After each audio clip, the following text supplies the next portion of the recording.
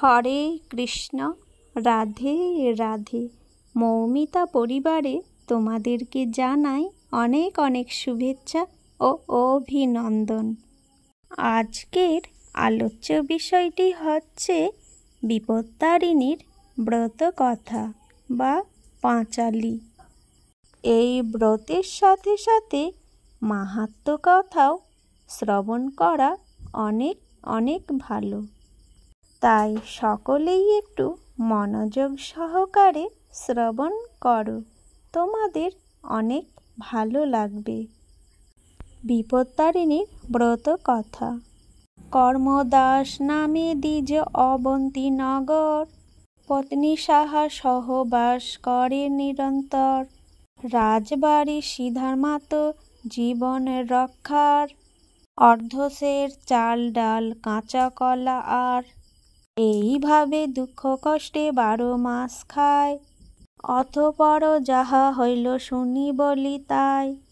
একদিন দ্বিজ গেল ভিক্ষার কারণ, মাছ লইয়া জেলে এক আইল তখন। কিনিছে সবাই মাছ, সাহ কিনিল, ফিরিবার কালে দাম নিও বলে দিল। মাছ বিক্রি করে জেলে ফিরে কতক্ষণে, কর্মদাস বাটি আসি ঘন ডাক হানে। ভিক্ষে হইতে ফিরি কর্ম আসে নাহি ঘরে, সে কারণে মৎস্যমূল্য দিতে নাহি পারে। বহুক্ষণ ডাকি জেলে ক্রোধিত হইয়া, রুদ্ধভাষে দিল গালি অকথ্য বলিয়া। ভয়ে সাহা তবে যে ঘাটেতে গেল, বসিয়া ঘাটের পরে কাঁদিতে লাগিল। হায় হায় করি বলে কেন বিধিবাদী হলে, আগে বুঝিলাম আমি, মাছ কেন কিনিলাম নাহি পারি দিতে দাম। কোথায় আছো হে অন্তর্যামী, নিত্যপতি শীঘ্র ফেরে আজি কেন দেরি করে। নাহি জানি কারণ ইহার, পতি যদি থাকে ঘরে জেলে কি গালিতে পারে। এই বলি করে হাহাকার, কোথায় গো জননী তারা, তারিণী বিপদ হারা। এই বিপদে করো মাগো ত্রাণ, দাও মাগো পদছায়া তুমি না করিলে দয়া। এখনই হারাতে হবে প্রাণ, আমি অতি অল্পমতি না জানি ভক্তি স্তুতি। কেমনে করিব স্তুতি গান, দেবীরও হইল দয়া বৃদ্ধাবেশে দেখা দিলা। শুধাইল কান্দ কি কারণ, বৃদ্ধা বলে এসো বাছা দহে বসি খাই। শুনিয়া কহিল সাহা পতি আসে নাই, পতি ভাত বাড়ি রাখ কৌতূহলে। আমার প্রসাদ খাও বৃদ্ধা তাকে বলে, সাহা বলে অন্য পাত্র ঘরে আর নাই। তবে ভাত কিসে রাখি বল মাসিমাই, বৃদ্ধা বলে আছে পাত্র দেখো হো খুঁজিয়া। পাত্র পেয়ে ভাত রাখে সাহায্যে বাড়িয়া, মহানন্দে দুইজনে আহার যে করিল। একত্রে ভূমি সজ্জায় দুইজনে শুইল, ঘুমে অচেতন সাহা ডাকে বৃদ্ধা তারে, বলে আমি গৃহে যাই উঠো হো এবারে। একথা বলিয়া বৃদ্ধ শিরজীবী দিব্যপুরী, দাস দাসী কত দিলে তাহা সৃষ্টি করি। ঘুম হতে উঠে সাহা বৃদ্ধা না দেখিল, অতুল ঐশ্বর্য হরি চমকিয়া উঠিল। বৃদ্ধারে হেরি না তার করিল সন্ধান, মনেতে ভাবিল দেবী হবে অনুমান। ছুটিয়া বাহির দ্বারে গমন সে করে, দেখিল দাঁড়ায়ে কর্ম বাটির বাহিরে। দেখিয়া সাহারে কর্ম বল কহে শুনি, মমপুরী কোথা গেল হইল এমনি। জিজ্ঞাসিল সাহা এক বৃদ্ধাকে দেখিলে, যাহার কৃপায় এই ঐশ্বর্য পাইলে। একথা বলিয়া সাহা কহে সমুদয়, কিভাবেতে বৃদ্ধার সনে হইল পরিচয়। ঘুমেতে ছিলাম আমি হইয়ে অচেতন, নহে বৃদ্ধা হয় দেবী খোঁজ হো এখন। খুঁজিতে খুঁজিতে কর্ম বহু দূর গেল, অপরূপ এক কন্যা দেখিতে পাইল। কর্ম তারে জিজ্ঞাসিল দেখেছ কুমারী, কন্যা বলে বৃদ্ধা কথা বলিবারে পারি। তৈল সিঁদুরের ঘট ভগবতী পায়, নিবে দিলে বৃদ্ধা কথা বলিব তোমার। কর্ম বলে আর মোর ভিন্ন বস্ত্র নাই, এরা বস্ত্রে দেবী পদ পূজিতে গো নাই। কন্যা বলে আমি বস্ত্র দিব যে তোমায়, স্নান করি তাহা পরি দেব দেবতায়। পড়িল বিষম দায় নিত্যকর্ম সেরে, তৈল সিন্দুরের ঘট নিবেদি দেবীরে। যতবার পুষ্প দেয় ঘটের উপরে, কন্যাপদে ততবার পুষ্প গিয়া পড়ে। রুদ্ধভাবে কন্যাপতি কর্মদাস কয়, জ্বলিছে উদর মর রঙ্গ এ সময়। কন্যা বলে দ্বিজ তুমি না চিনিলে মরে, আমি হয় সেই বৃদ্ধা খুঁজিছ যাহারে। কন্যার বচন শুনি হইল তার জ্ঞান, এ নহে সামান্য কন্যা দেখি তার প্রমাণ। ষষ্ঠাঙ্গে পড়িল কর্ম কন্যা পদতলে, নানা স্তুতি করে দ্বিজ অতি কৌতূহলে। কর্মদাস বলে মাগো কে বা হও তুমি, কন্যা বলে শিবের ঘরণী হয় আমি। তব পত্নী হয় বাছা পতিপরায়ণা, তাহাকে করিছি দয়া আমি ভক্তাহীনা।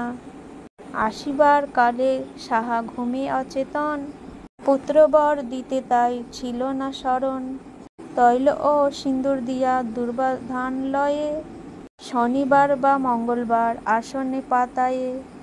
বিপদ নাশিনী ব্রত করিবে সাহা, সর্বত্র মঙ্গল হবে পুত্র পাবে সাহা। একথা বলিয়া মাতা হইল অন্তর্ধান, হস্তে লইয়া তৈল সিন্দুর করিল প্রস্থান। পথ মাঝে দেখা হয় বাঘিনীর সনে, পথ আগলিয়া তার খেতে সাধ মনে। কর্ম বলে ও বাঘিনী খেতে উচিত নহে, বিপদ নাশিনী তৈল হস্তে মর রহে। বাঘিনী বলিল এর কি বা আছে গুণ, কর্মদাস বলি তবে আমি কহি শুনো। ইহার গুণের কথা কহনে না যায়, অপুত্রের পুত্র হয় হারা পুত্র পায়। এ ব্রত প্রভাবে সর্ববাঞ্ছা পূর্ণ হয়, গৃহ হতে বিপদ আপদ দূরে যায়। বাঘিনী বলিল বাঘা 12 বৎস হয়, আসিছে না বাঘা গৃহে বলি হে তোমায়। বাঘা আসি মর সনে মিলিলি এখনি, তোমারে ছাড়িয়া আমি দেব যে এমনি। বিপদ নাশিনীর মাতার সিন্দুর লইয়া, বাঘিনীর কপালে দিল দেবীকে শরণিয়া। আচম্বিতে বাঘা আসি হয় উপস্থিত, বাঘিনী মিলিল তথা বাঘের সহিত। বাঘিনী বলল এই বিপ্রের কৃপায়, বিপদ নাশিনী সেবী পেয়েছি তোমায়। দক্ষিণা এবারে দাও ব্রাহ্মণ সত্তরে, হাটবারে দিব বাঘা বলিল তাহারে। একথা বলিয়া চলিল বাঘ বাঘিনী, ব্রাহ্মণ গৃহেতে আসে যথায় ব্রাহ্মণী। গৃহে আসি মনসুখে দিন কাটিতেছে, উভে মিলি বিধি মতে দেবীরে পূজিছে। বাঘা আর বাঘিনীর কহি এবে কথা, হাটবারে বাজারেতে দুয়ে এলো তথা। হুঙ্কার ডাক ছাড়ি উচ্চ দিলে লাভ, সভয়ে পালায়ে লোক হয়ে যায় ফাঁকা। প্রাণ ভয়ে হাটে আর লোক নাহি রয়, বাঘ আর বাঘিনী দ্রব্য সব লুটি লয়। মুখে করি ভারে ভারে বাঘ ও বাঘিনী, ক্রমে আনিল যথায় ব্রাহ্মণ ব্রাহ্মণী। বাটির বাহিরে থাকি ঘন ঘন ডাকে, সাহা ও কর্মদাস সভয়ে শুয়ে থাকে। প্রভাতে উঠিল তারা দেখিল ব্যাপার, বহুমূল্য দ্রব্য দেখি লাগে চমৎকার। চারিদিকে এই কথা সকলে জানিল, রাজা ডাকাইয়া তারে সব জিজ্ঞাসিল। কর্ম বলে মহারাজ করি নিবেদন, পত্নী মর জানে সব ইহার কারণ। কালী আসি মহারাজ দিব সদুত্তর, একথা বলিয়া বাটি গেল অতঃপর। সাহা কাছে আসিল সব বৃত্তান্ত কহিল, কর্মদাসে সাহা সব শিখাইয়া দিল। পরদিন গিয়া তবে রাজ দরবারে, বলিতে লাগিল কর্ম রাজার গোচরে। বিপদ নাশিনী ব্রত ব্রাহ্মণী করিল, ব্রত ফলে ভাগ্যোদয় মদের হইল। অপুত্রের পুত্র হয় নির্ধনের ধন, হারাধন ফিরে আসে ব্রতেরও কারণ। রাজা বলে 12 বৎসর পুত্র নিরুদ্দেশ, এনে যদি দিতে পারো বুঝিব বিশেষ। তব পত্নী স্থানে বল পুত্র যদি আসে, বিপদ নাশিনী দেবী বুঝিব তবে সে। রাজবাটি হইতে আসি কর্মসাহা স্থানে, রাজপুত্র নিরুদ্দিষ্ট বলিল তৎক্ষণে। সাহা বলে বল গিয়া আগামী প্রভাতে, তৈল আর সিঁদুর দিয়া পুজোর জন্যতে, বিপদ নাশিনী দেবী পূজিবেন তিনি। সভা মাঝে ব্রত কথা বলিব তখনই, ভক্তের আরাধ্য দেবী ফিরাইয়া দিবে। একথা মহারাজে বল গিয়া তবে, কর্ম গিয়া মহারাজে বলে সমুদয়। বিধিমতে আয়োজন রাজা যে করয়, পরদিন কর্মদাস সাহা সভাস্থানে। দেবী পূজা ব্রত কথা শুনাই সভাজনে, হেনকালে রাজপুত্র সেথায় আসিল, রাজরানী তরা গিয়ে পুত্র কোলে নিল। ব্রাহ্মণে করেন রাজা অর্ধরাজ্য দান, সুখী হইল রাজা দ্বিজ তাহারও প্রমাণ। হরে কৃষ্ণ, রাধে রাধে। আজ এই ব্রত কথা এখানেই শেষ করলাম। সকলেই ভালো থেকো এবং সুস্থ থেকো, আর প্রেম সে বলো জয় মা বিপদ তারিণী।